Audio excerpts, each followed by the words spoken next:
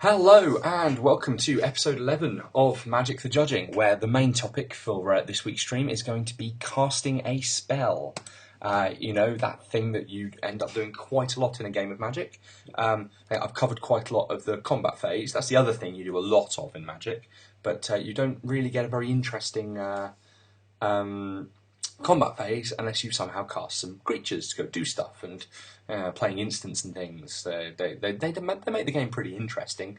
So it's quite an interesting part of the rules, actually. How exactly do you go about casting a spell?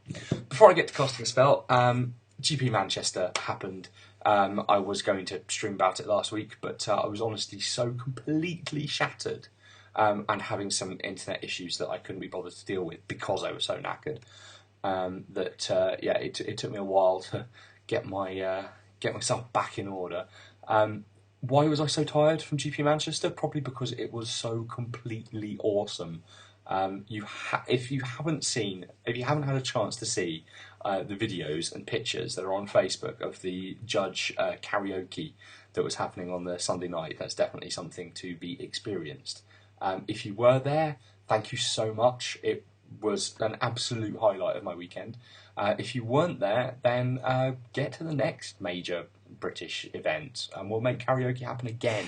I pretty much guarantee it because that was so awesome. The Infinite Meat Saturday night was also very well received.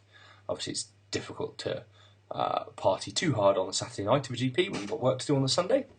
But I had the RC duties on the Sunday of just generally getting around and trying to talk to as many judges as possible. And I think I succeeded. I succeeded. I got in touch with most judges at the event.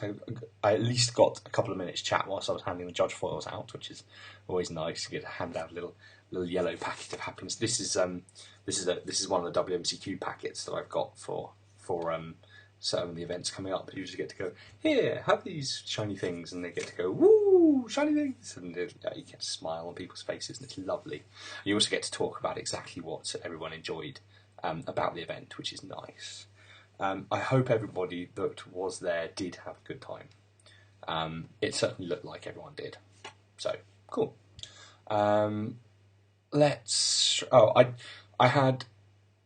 It's interesting to me that I came back from Madrid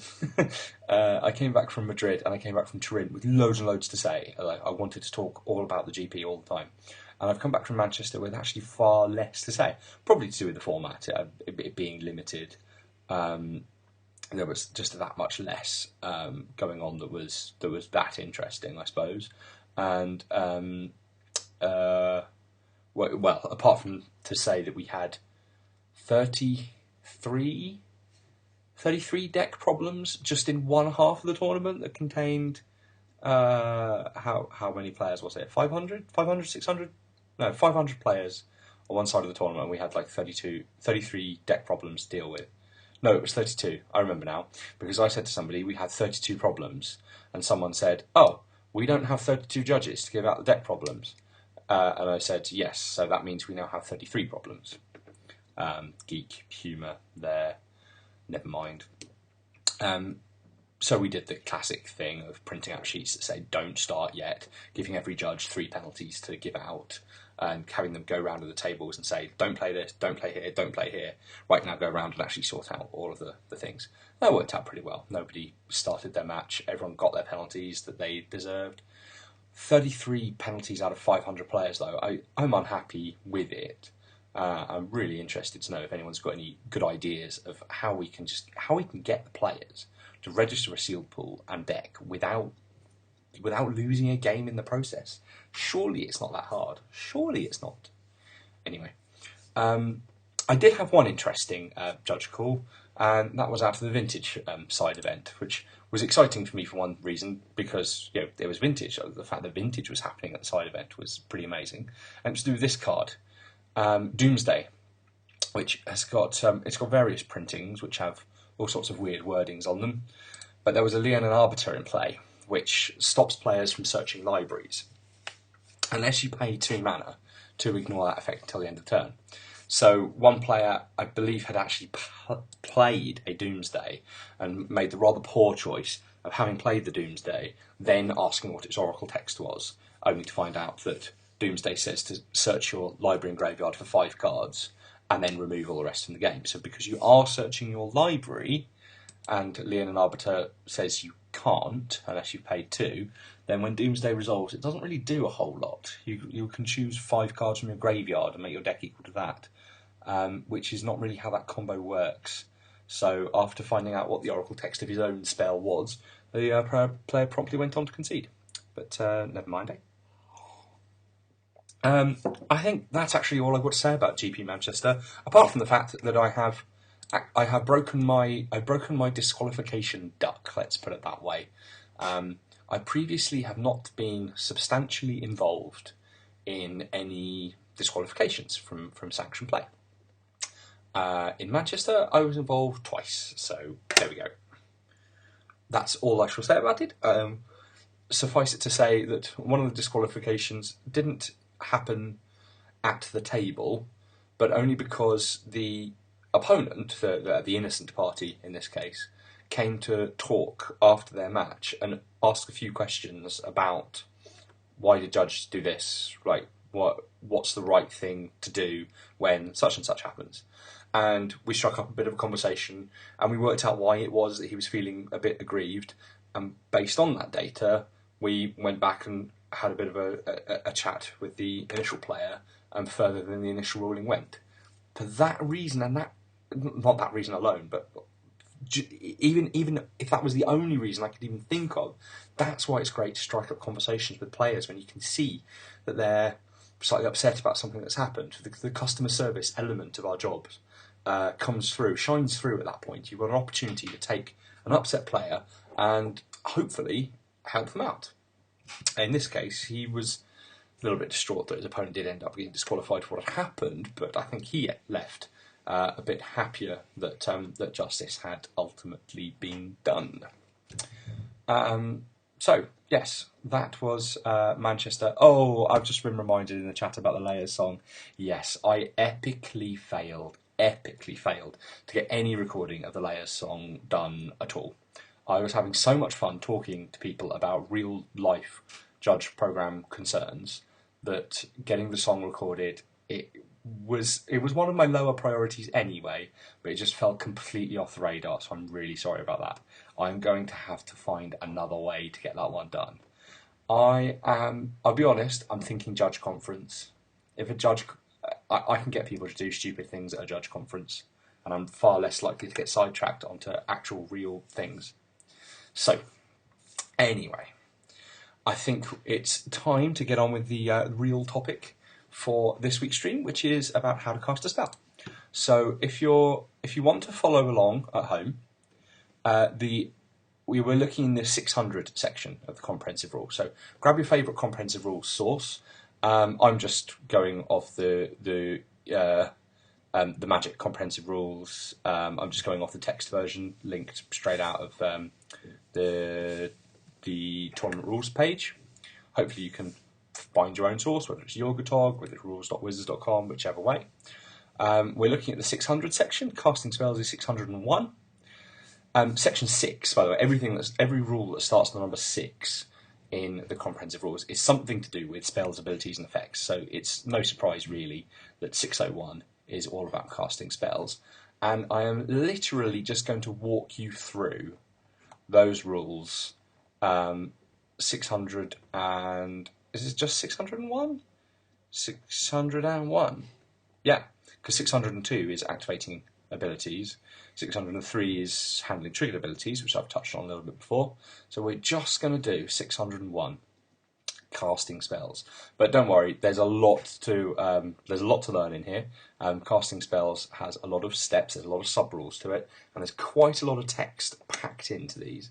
So fingers crossed, we'll get this one done lickety-split, so to speak. So, let's go on. Right, 601. Previously, the action of casting a spell or casting a card as a spell had been referred to on cards as playing that spell or card. Now, playing is a much more generic term that stands in for either playing a land or casting a spell if you don't know what it's going to be. So if you had an effect that says, reveal the top card of your library, you can play it without paying its mana cost. The reason that would say play is because you don't know whether it's going to be a land or a spell. Whereas if you use the cascade mechanic, which would have you reveal cards from the top of your library until you hit a spell with converted mana cost less than the spell you're cascading with, because you know you're looking for a spell, you know you're going to hit a spell by doing that. They'd say you can then cast that without paying its mana cost. So older cards should have all received errata now, so in their Oracle card reference they refer to casting that spell. It's just a nice bit of flavour.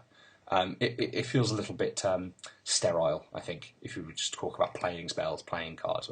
We're planeswalkers, we're amazing mystical beings, and Hadouken, and that's Street Fighter, but still, power, casting, it's flavour. Cast spells, of course you cast spells. Some effects still refer to playing a card. Oh, I've just said all that. Playing a card means playing as a land, or casting as a spell, whichever one's appropriate. It would only be written that way if we didn't know it was a spell. 601.2 then has many sub-rules, and this deals with the actual process in order of how you cast a spell. I'll come back to the order in a minute. I want to point out the interesting parts of each sub-rule first.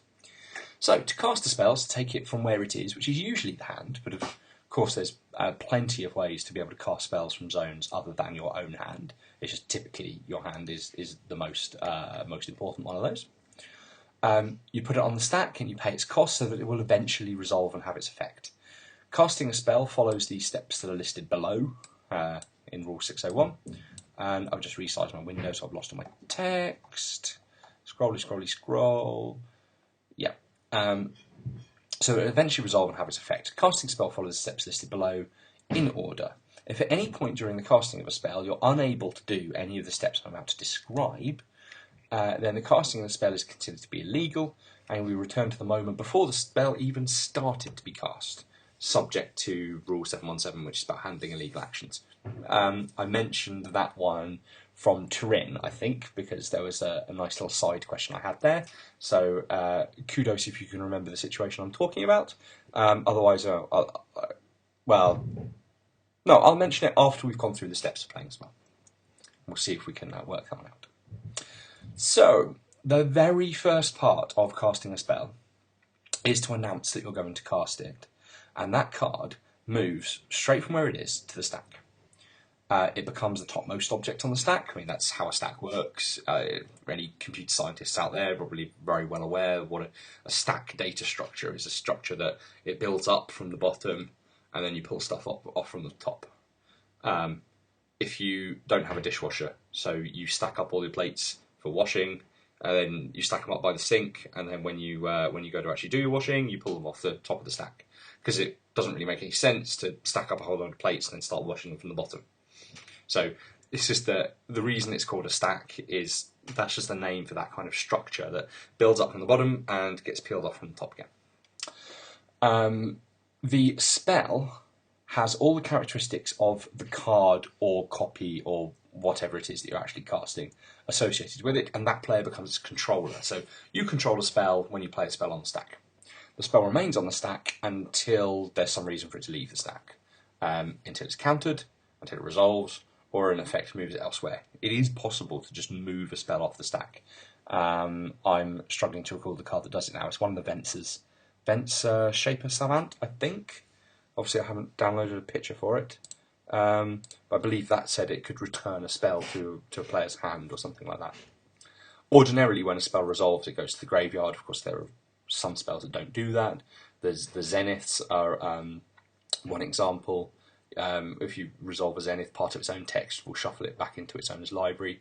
There are spells like Timey Spiral that remove themselves from the game. There's all sorts of riders on this, but ordinarily it would go to the graveyard as the last part of resolution. So, why is it interesting at all that on announcement the spell goes to the stack and that's the very, very first part of casting the spell? Well, I found at least one reason why it is. let's say you had a Demon's Jester, which is a 2/2 flyer that has a Hellbent ability, has +2/+1 as long as you have no cards in hand. Because as soon as you have no cards in hand, it's a 4/3.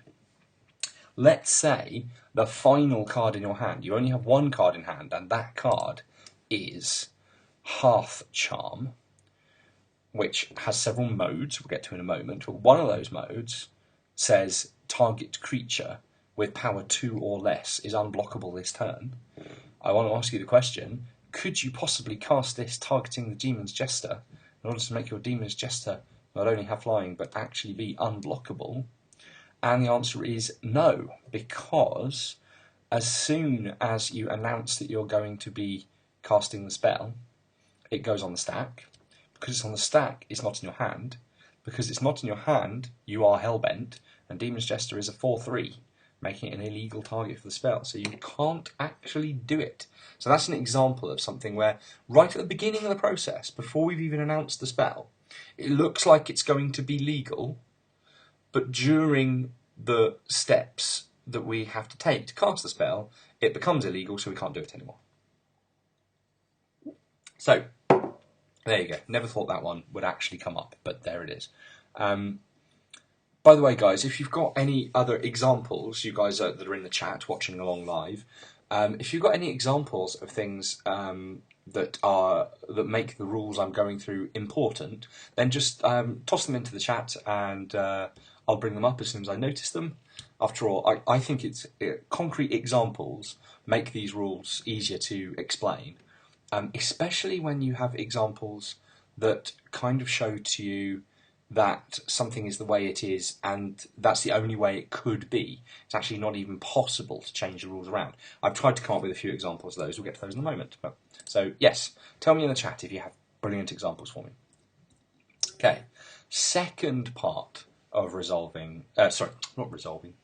second part of casting a spell. We've announced it, it's on the stack.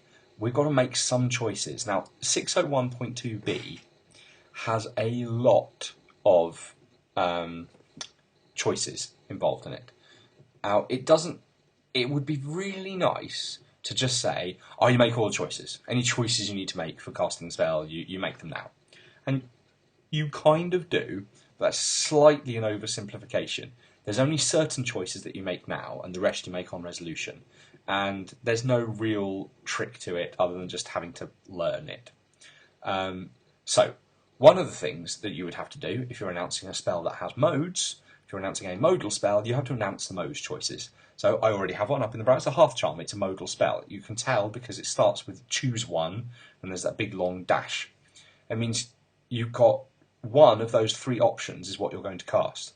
So destroy target artifact creature, or all attacking creatures get +1 power until end of turn, or target creature with power 2 or less is unblockable this turn.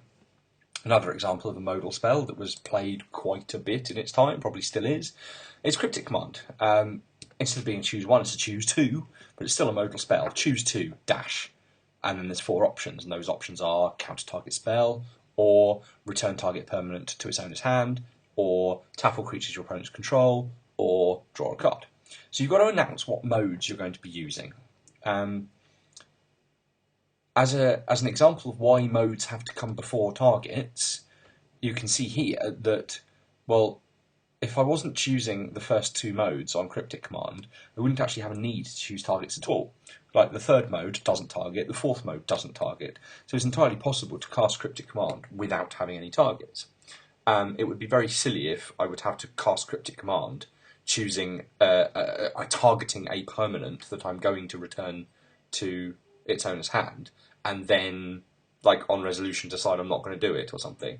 I think you can kind of intuitively understand that it would be silly to choose targets related to modes that weren't chosen. Therefore, it's pretty obvious that you've got to choose your modes first. There was something else I wanted to point out about that interaction, which is that put yourself in the shoes of a player countering a modal spell. They want to know what it is you're actually casting. And so in terms of Cryptic Command, they do get to know what you are doing with the Cryptic Command. So you would have to go Cryptic, counter that and draw a card, before they decide whether they're going to counter your cryptic command. So, yeah. Modal spells, they feel a little bit like split cards to me in a way. They on the stack, you know what is being cast. In the hand, you realise there's far more options available to you. But once it's on the stack, you have to narrow it down and say, no, this is exactly what I'm doing. So, choosing modes is one of the choices you have to do in this second step of casting a spell. If you wanted to splice any cards onto the spell, you choose that right now. And you do the reveal right now as well. There's kind of technical reasons why splice isn't really an additional cost. You can kind of think of it as an additional cost if you want to, but yeah, it is a bit special, mainly because it involves the revealing, and the additional cost is like on a different card. So yeah, if you want to think of it as an additional cost, you can do so, but that's not strictly accurate. Splice is its own special ability that does other things. So yeah, if you want to splice, you choose that now, and you reveal the card.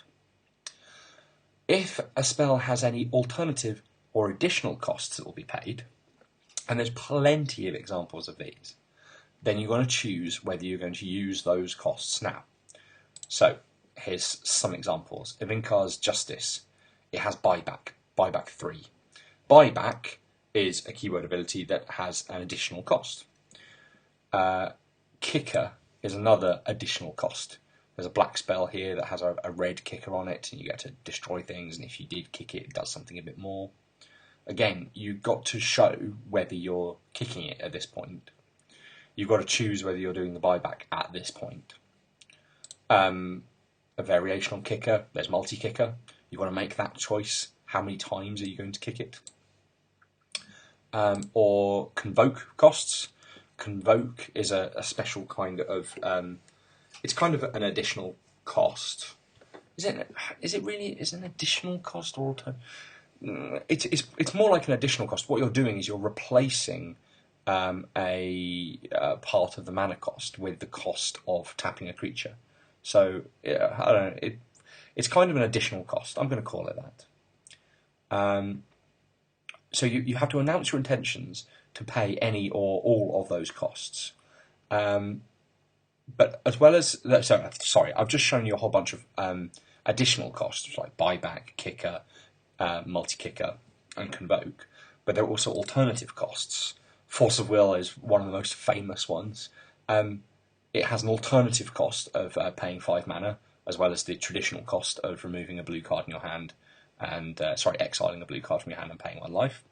But yeah, not everyone realises you can actually pay 5 mana for that as well. Some effects set up alternative costs for you, such as Fist of Suns. Lets you pay Wooburg rather than pay the mana cost for any spells that you play. Do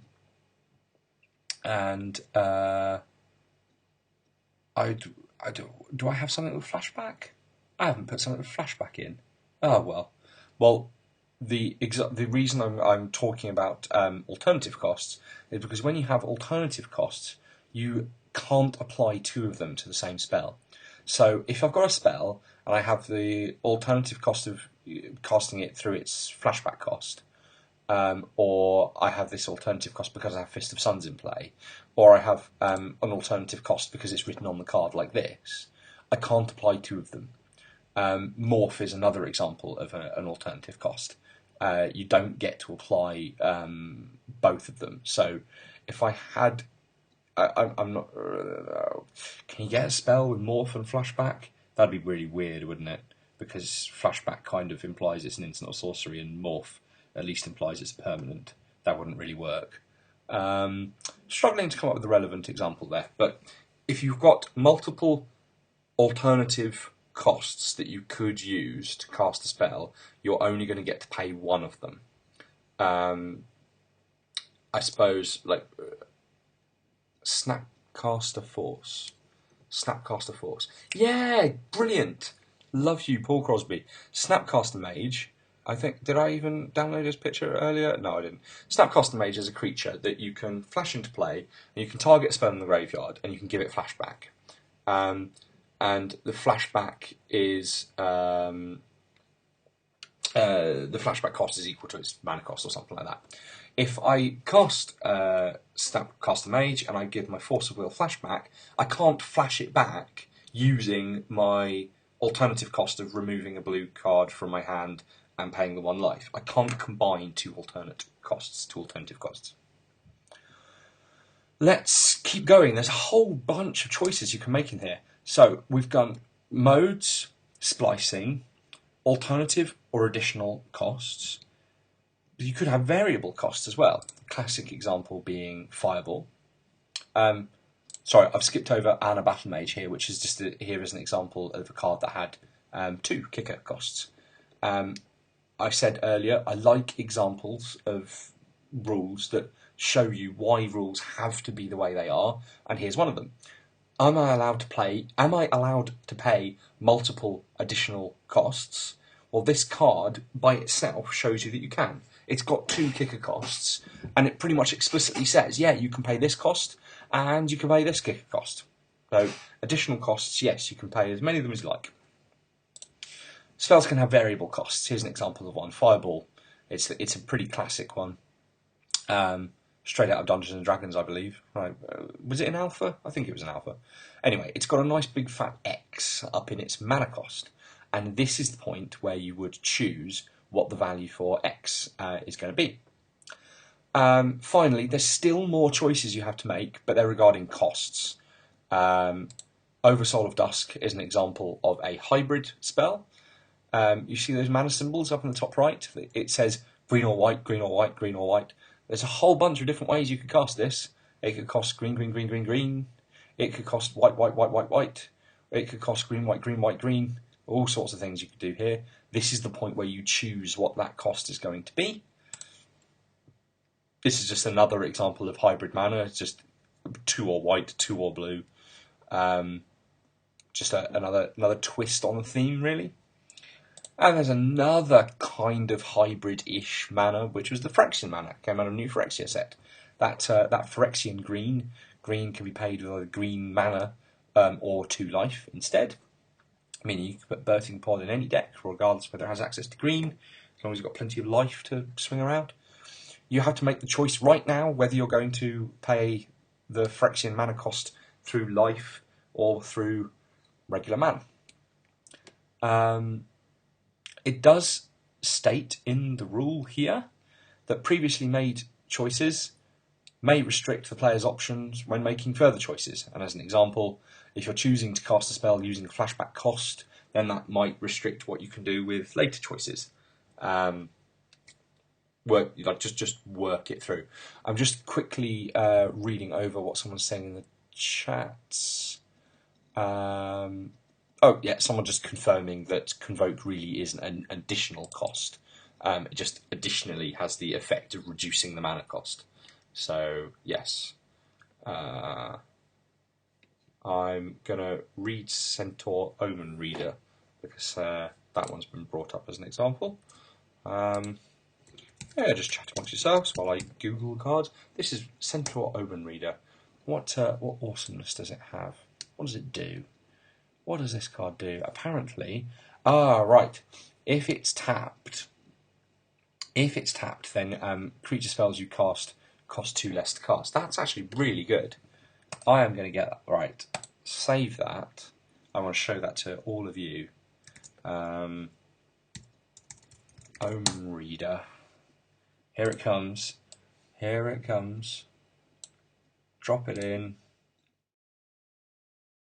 And turn my microphone back on. Always important. Centaur Omen Reader interacts quite awkwardly. Let's say awkwardly with Convoke spells. I'm going to let you have a think on that. Centaur Omen Reader.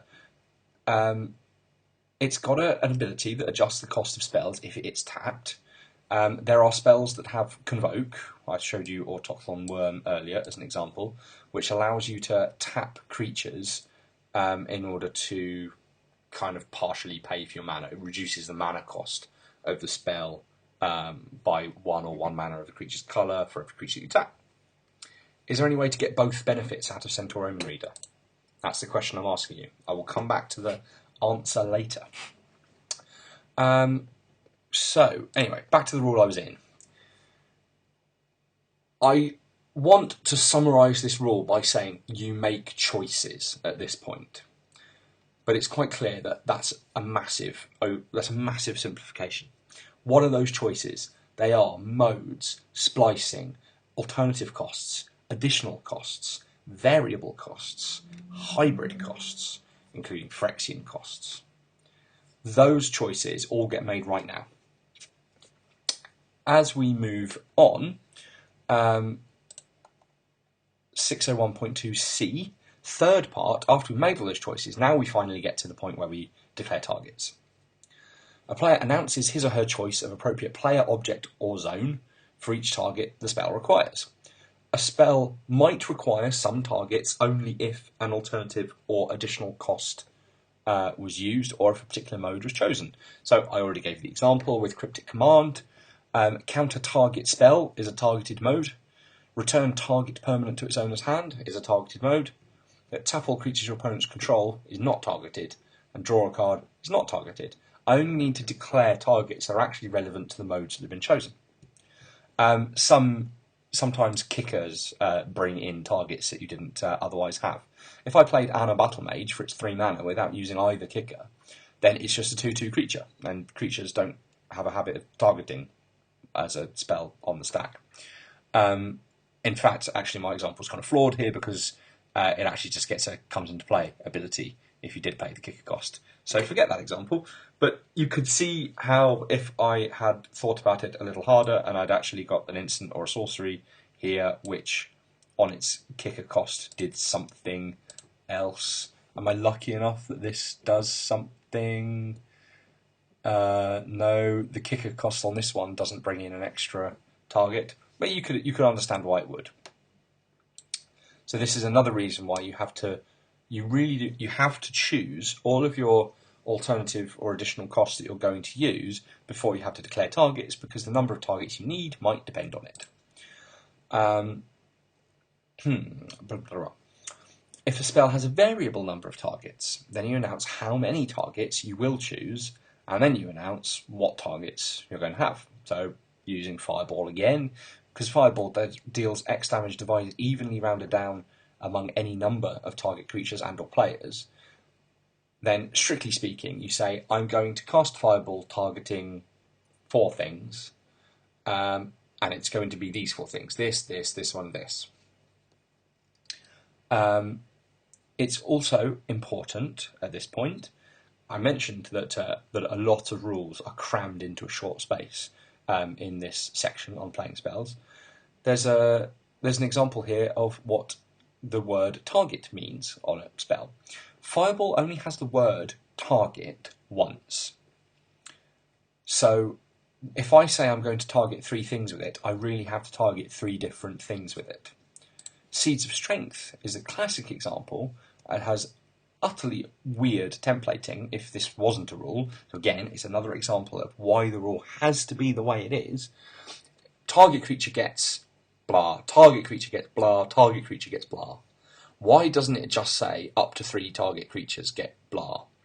Well, it's because you are allowed to choose the same target for all 3 instances of the word target here. So for each time you see the word target, you can choose the same thing. This can choose the same thing 3 times.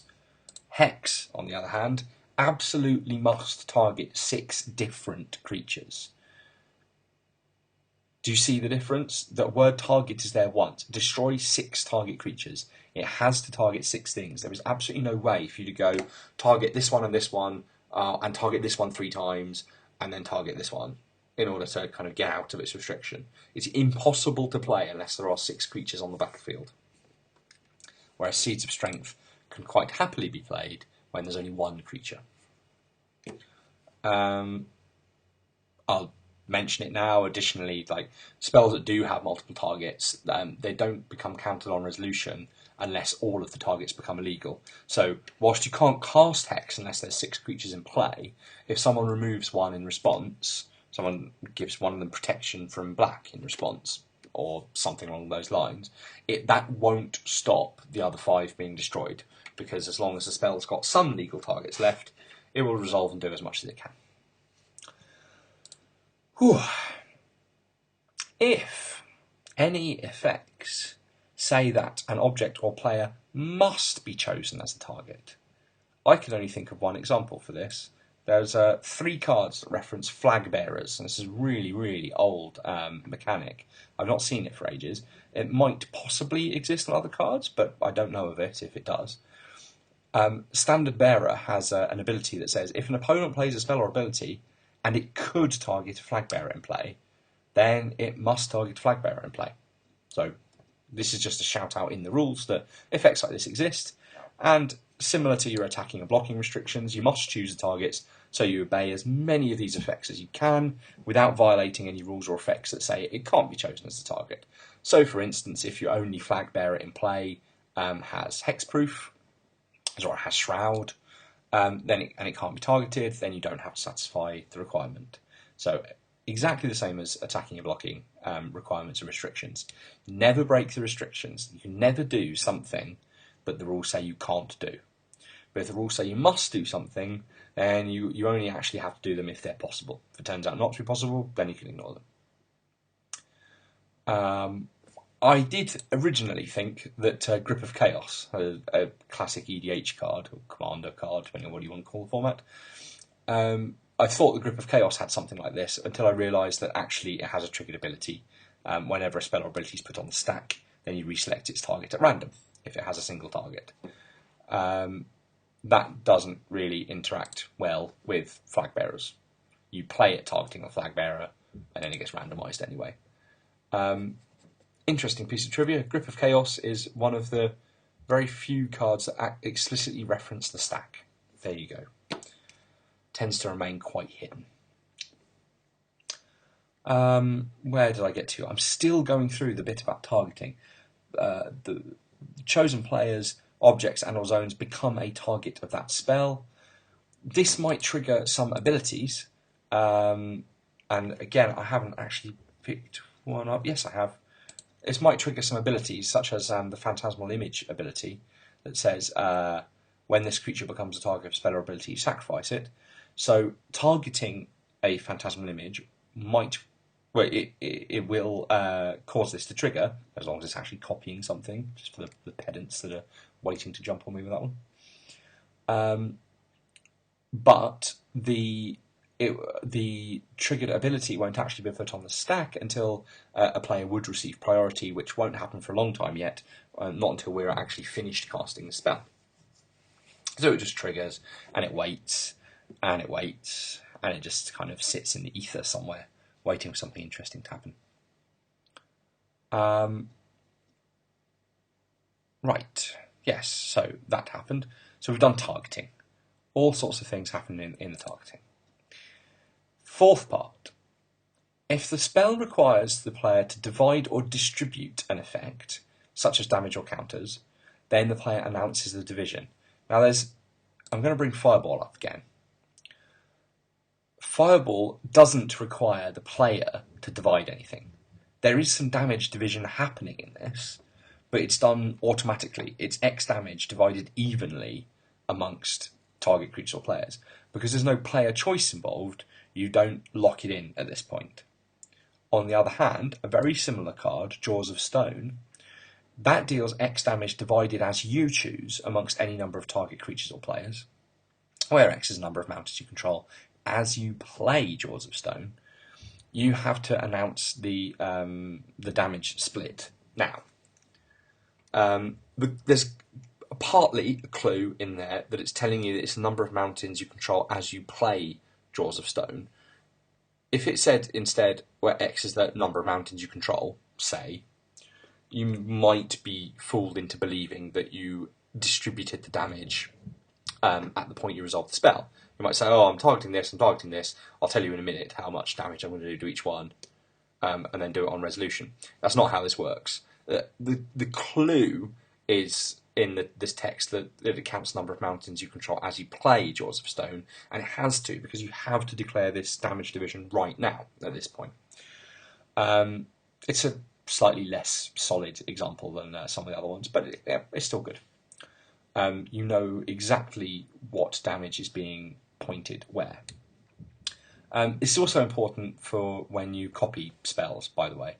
If you copy a fireball that has 3 targets, and you say, oh, I've got 3 targets to do that I'm going to do damage to with this fireball, and you copy the fireball, and you do some kind of copy that says you can change the targets, that you cannot change the number of targets. If I cast a fireball with 3 targets and you copy that fireball, your fireball copy will have 3 targets. Similarly, for Jaws of Stone, if I deal 6 damage, divvied up 1, 1, and 4, I've got 3 targets. I'm going to deal 1 damage here, 1 damage here, and 4 damage here. Then when you copy that, even though you can change the targets, you can't change my damage division. So your copy of Jaws of Stone will also have 3 targets, and it will also be dealing 1 damage to one, 1 to another, and 4 to another.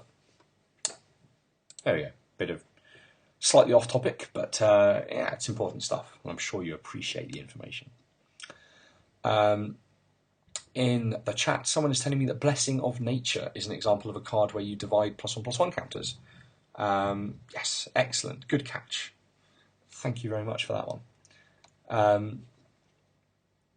Let's keep ploughing through. So we've done our damage division now, and now, 5th part of casting spell, we've actually determined the total cost of the spell.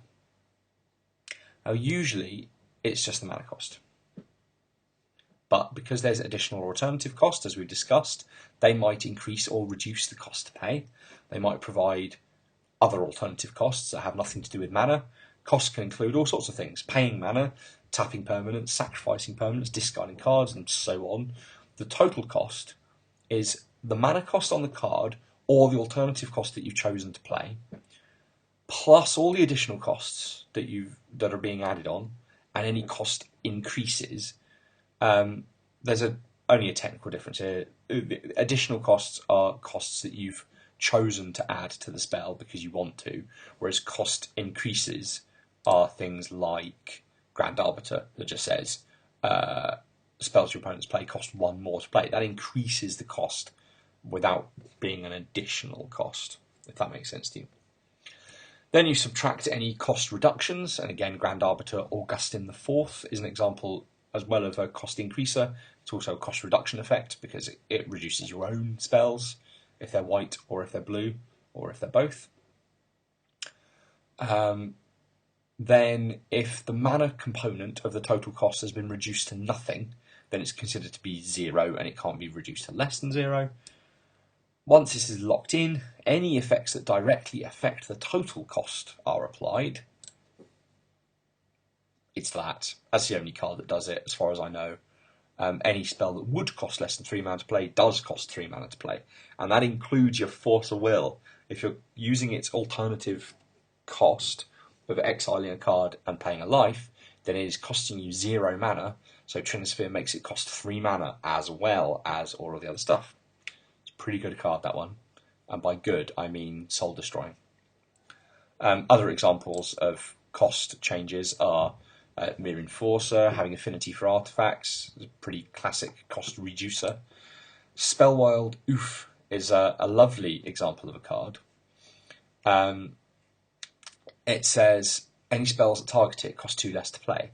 The reason this is a lovely example of a card is, 1, it's an example of an interesting cost reducer, but 2, it's another one of those examples. You have to lock in the costs after you've chosen targets, because this card exists. You have to know that it's being targeted before you can work out the cost. Not of This World did something similar in the Rise of the Eldrazi set. If it's targeting a creature with power 7 or greater, then if I've just stuttered because I've just read a question in the chat which is highly pertinent to this point. Anyway, Not of This World, it costs 7 less to cast if it targets a spell or ability that targets a creature you control with power 7 or greater. So, again, another example why you've got to work out your targets before you work out your cost. I'm being reminded that I missed a very small part of one of the sub-rules. 601.2d does indeed say that each of the targets that you're dividing things amongst must receive at least one of whatever's being divided. Here's an example. let's look at our phantasmal image that we want to kill by targeting it. I can pay some mana to cast a fireball and target it with the image. Because I'm not choosing the damage division at this point, the image is going to die, and the fireball's damage division is going to do something different when it goes to resolve, because it's not targeting an image anymore. But it's perfectly valid play. Jaws of Stone, on the other hand, because you are choosing damage division, and it's something the player is actively doing as part of casting the spell, you can't target Phantasmal Image to receive 0 damage. It's just not allowed. Part of 601.2d. If you are actively doing damage division, then you must assign 1 damage to everything that you're choosing as a target. You can't just suddenly decide that everything's a target. So, key difference there between Fireball and Jaws of Stone. I can see there's lag between what I'm saying on the stream and what's happening in the chat, because the chat's now going, no, not Fireball. Fireball doesn't work that way. And I was like, yes, Fireball doesn't work that way. Jaws of Stone does work that way. And I got that one right. Yay me! Woohoo! Thank you, Fluorhydric, for your help. It's fantastic. Right, where was I? We were determining total cost. So, yes, total cost. It's usually just the mana cost. Sometimes you start with an alternative cost. Then it goes up. The cost goes up and up and up as you add in all the additional costs and all the cost increases. Then it goes down. Use all the cost reducers. Then, if anything cares about the total cost, which is Trinisphere, then that happens. And then the total cost is locked in.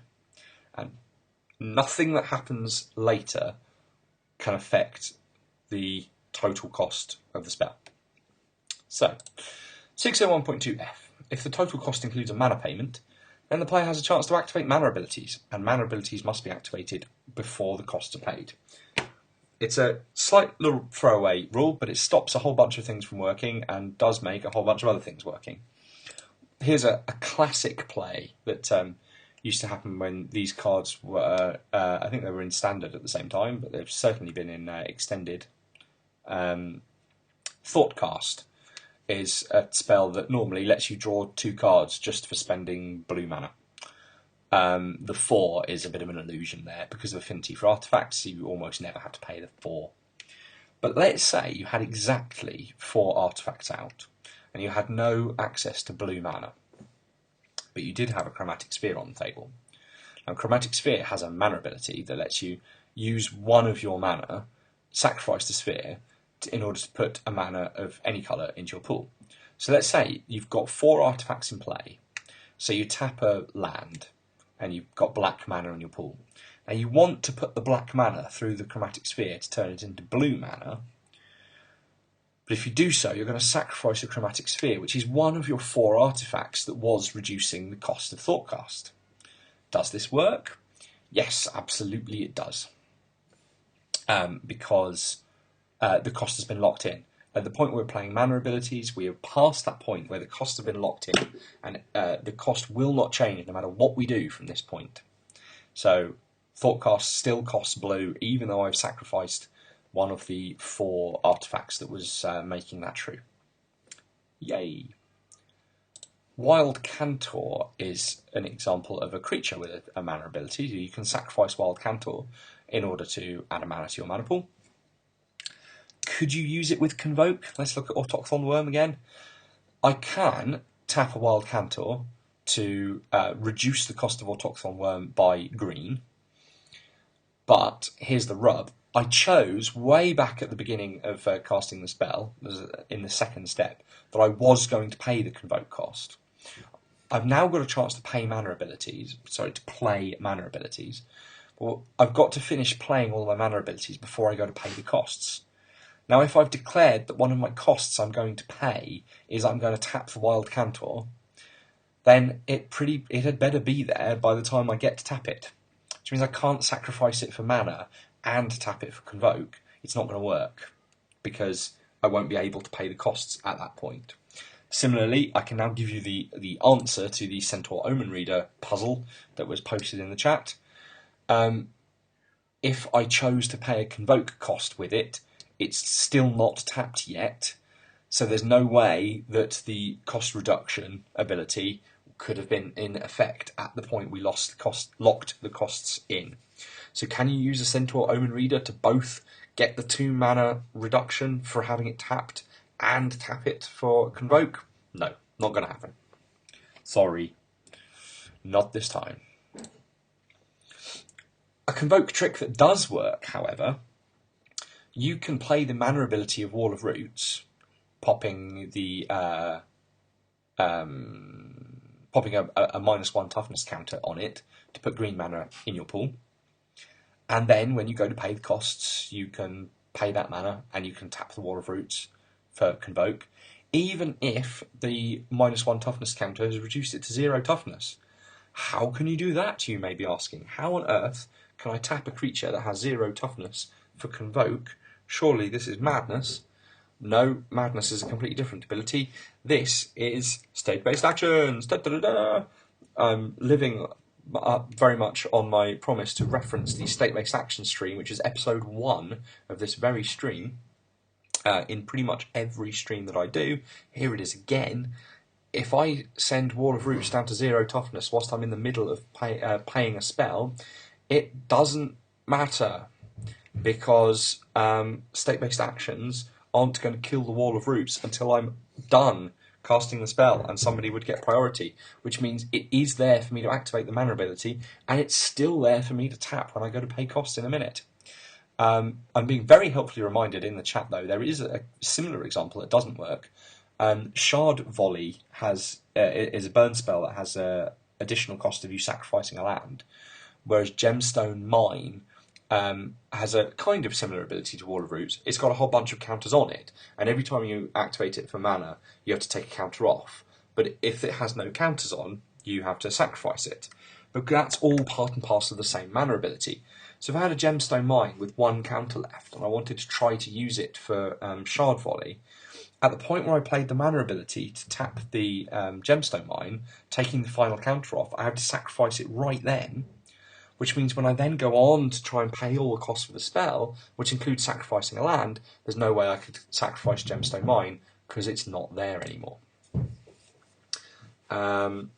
So yes, once you've activated all the mana abilities, then you get to go and pay all your costs. You pay the total cost in any order you like. You're not allowed to partially pay things. This is just to stop you getting halfway through paying a cost that includes, sacrificing a creature or something, realising you can't do it and trying to unwind everything. Unpayable costs can't be paid. It's kind of obvious. If you're trying to pay life, you don't have any. You're trying to sacrifice a creature and you don't have any. Then you just can't do it, and you're going to have to rewind the whole spell. And once you've finally done the total cost and completed all of those steps in those sub-rules 601.2a through G, now that's completed, the spells become cast. Any abilities that trigger when a spell is cast or put onto the stack trigger right now, and if the spell's controller had priority before casting it, he or she gets priority. That's interesting. How can you have cast the spell if you didn't have priority? Must have been during the resolution of someone else's ability or something. Maybe Eye of the Storm? I want to say like Eye of the Storm. That'd be weird. No, that's probably not relevant. If you had priority before casting your spell, then you retain priority. That's actually quite important for Twincast, now that I think about it. Did I mention this when I did my priority stream? Let's say I'm going to cast a spell. Let's find an interesting one. Let's say it's my Thoughtcast. And I want to cast a Twincast copying it. So I want to make a copy of Thoughtcast. I don't get to know whether you're going to counter it. This is actually quite important. If I play my Thoughtcast and I pass priority to you, and then you aren't really sure, you don't want to counter it, so you pass priority back, then the Thoughtcast resolves, and I've already lost my opportunity to Twincast it. If I want to Twincast it, what I've got to do is cast the Thoughtcast, and then immediately cast the Twincast targeting it, which leaves me open for a bit of a 2-for-1, because if you counter my Thoughtcast, then my Twincast is going to have an illegal target, and yeah, life's bad. What I don't get to do is go Thoughtcast, have you go okay, and then go, oh, and I'm going to Twincast it as well. That would actually be cheaty face shenanigans. So look out for that one. Little priority trick that you might fall for if you hadn't listened to this very stream.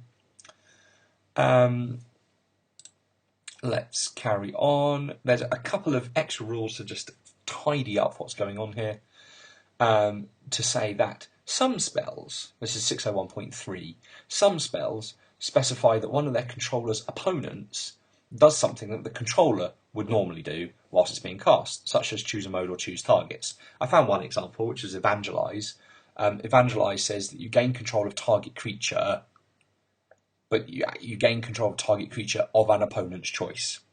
It also clarifies in 3A, for a multiplayer game, if there's more than one opponent who could make such a choice, then the spell's controller decides which of those opponents will make the choice. So there's a secret choose an opponent and then gain control of target creature, that opponent's choice that he or she controls. This choosing of an opponent doesn't target itself. So if a player has hexproof for whatever reason, that doesn't stop them being targeted by an Evangelize or having to make a choice for an Evangelize. I couldn't find an example for the next part. It is another part of this. If a spell instructs its controller and another player to do something at the same time as the spell is being cast, then the spell's controller goes first and then the other player, which is an exception to the ordinary AppNap rule for choices. I couldn't think of a spell that did this. The closest I came was a land, Arena, which has an activated ability, because you tap a target creature you control and a target creature of an opponent's choice that they control.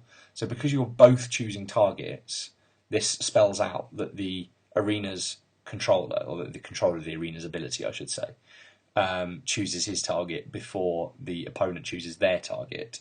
I couldn't find a spell that did something similar, but the fact is that activated abilities follow the same rules by and large as casting spells. So I think this is a decent example of the kind of thing that they mean by that. Finally, for some reason, there's yet another reminder in 601.4 that casting spell that alters costs won't affect spells and abilities that are already on the stack. Well, sure, they got locked in a long time ago. If they're already on the stack, they've already been played. So there we go. And finally, a player can't even begin to cast a spell that's prohibited from being cast. Meddling Mage is an example of how you can prohibit a card from being cast. You put Meddling Mage in play, you name a card. The named card can't be cast. So you can't even announce one that's been named. However, 601.5a clarifies that should you name a card that can be cast face down, so if I name Akroma Angel of Fury, but Akroma having the morph cost could be cast face down, there's no way for you to know that I'm casting an Akroma. I'm casting an unnamed spell at that point. So Meddling Mage can't stop me playing Akroma Angel of Fury face down as a morph. So there you go. Someone in the chat has mentioned for multiple people choosing at once, does balance count? Not for this rule it doesn't, because this rule specifically says if a spell instructs its controller and another player to do something at the same time as the spell is being cast. So it has to be choices that are made whilst the spell is being cast. So it has to be choices in modes or X or targets or things like that. All of the multiple people choosing at once that happens in balance is something that happens on resolution, so it's not covered by this rule. And with that, I have finished discussing how you can cast a spell. I want to bring up a mnemonic that will be very familiar to people who've been to previous judge conferences, made famous by Glenn White. A way to try to remember the order of these things go in. Now, I've mentioned you could use examples that kind of prove how things have to be one way or another. Like, it's obvious you've got to choose modes before you choose your targets, because if you haven't even chosen your modes, how do you know what targets are going to be? and it's obvious that you've got to choose your targets before you determine your costs, because there are effects that affect the cost based on what it's targeting. So you have to follow that chain of thought. But Glenn White came up with a lovely little acronym called, and he called it ACT Camp. If you want to cast a spell, you have to ACT Camp. And the acronym there stood for, the ACT part of it was that for you to announce, choose, and target. And again, the choose is a big simplification there, because there's a whole bunch of choices you make when you cast a spell. There's a whole bunch of choices you make only on resolution, and it takes a little bit of skill to pick one apart from the other.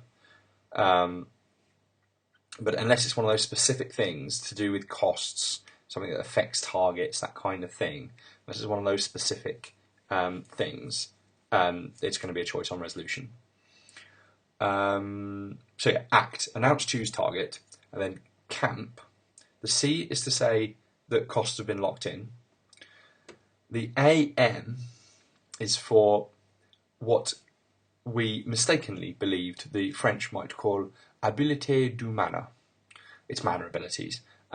We turned the A and the M round. Mana abilities should be MA, but we turned it to AM to try and make the acronym work. That's all. And then P for pay. So ACT, announce, choose, target. Then CAMP, costs are locked in. Mana abilities, pay your costs. Announce, choose, target, costs, mana, pay. And that's it. That's all you need to know about how to cast a spell. If there's any questions, I'll give you a couple of moments to... Yeah, interesting one. Someone said in the chat, maybe it's better to say choices rather than choose, because if I say announce, choose, target, then choose target sounds like one thing rather than two. So let's go. Announce, choices, targets, and then costs, activate mana abilities, and pay.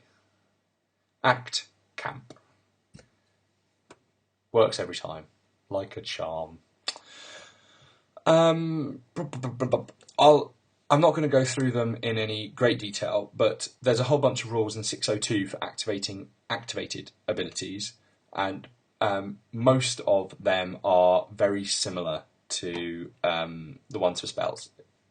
It's remarkably similar, the kind of steps you have to go through to activate an ability compared with casting a spell, which is perhaps unsurprising. They're very similar actions. And Fluorhydric, I'm sorry, I've completely forgotten who it actually is. But yes, he's correcting me on my French, because we knew the French was wrong. But the reason we did it anyway is because it was kind of funny. Because it was funny at the time in the judge conference where we revealed this acronym.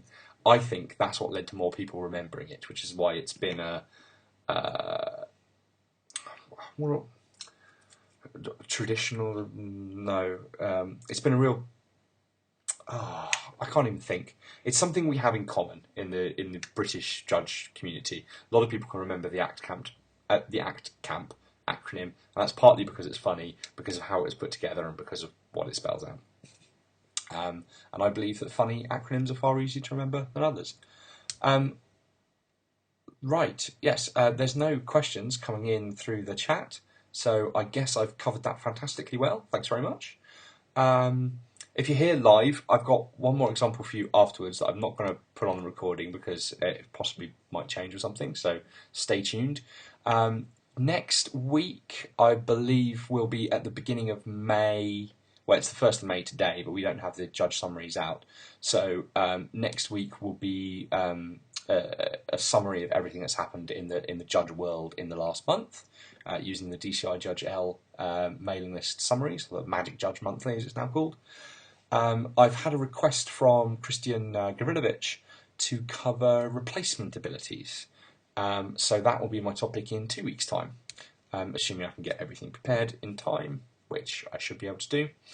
So yeah, that's another good thing to say. I mean, I'm doing a topic in 2 weeks' time because it's been asked of me by Christian for one of the people he's mentoring.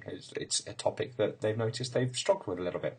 So please do request any non-banding topics for me to cover, and I will do my best to get to them. Thank you very much for watching. Until next time, please enjoy yourself, and have lots of fun. See you again soon.